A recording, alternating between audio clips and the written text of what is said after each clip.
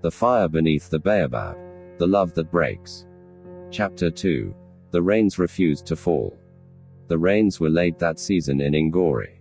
The air hung heavy with expectation, and the earth cracked under the burden of waiting. Dust settled like ash over rooftops, and even the goats walked slower, their tongues lolling in thirst. The village felt it in their bones. Something sacred was out of balance. Ayana moved through the days like a ghost. She no longer visited the market or sat beneath the baobab tree. Her hair, once braided and adorned with cowrie shells, was now tucked into a simple scarf. She cooked meals that went uneaten, listened to the silence that crept in through the cracks in their home. Kwabena had moved to Accra officially. At first, he called often, promising that she would join him soon, that this was only the beginning. He sent money, then he sent less, then nothing at all. Essie came often, trying to convince Ayana to return to the family estate.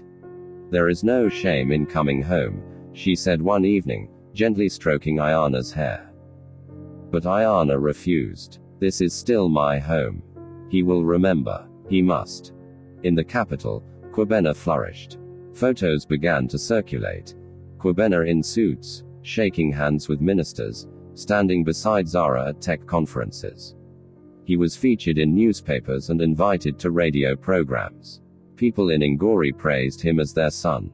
No one spoke of Ayana. In her loneliness, Ayana returned to the baobab.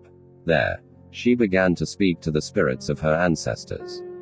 At first, only in whispers. Then louder. She left offerings, palm wine, cola nuts, old letters, and begged them to bring him back.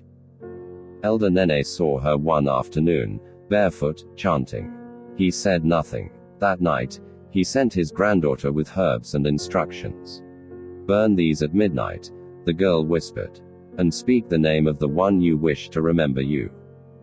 Ayana did. The smoke curled into the sky like memory itself, rising with her hopes. But the rains did not come. One evening, news reached the village. Kwabena and Zara were engaged. The wedding would take place at a hotel overlooking the sea. Invitations were for the elite, the powerful. Ayana collapsed. She lay for 3 days. On the 4th, she rose, bathed in river water, and braided her hair again. She donned the red dress Kwabena once said made her look like a flame in a storm. She walked through the village, head high. The people stared but said nothing. Even Essie stood back. "He will know what he lost," Ayana said. Under the baobab, she wrote a letter, not a plea, not a threat, but a memory. She mailed it to his new company's address. Weeks passed. No response.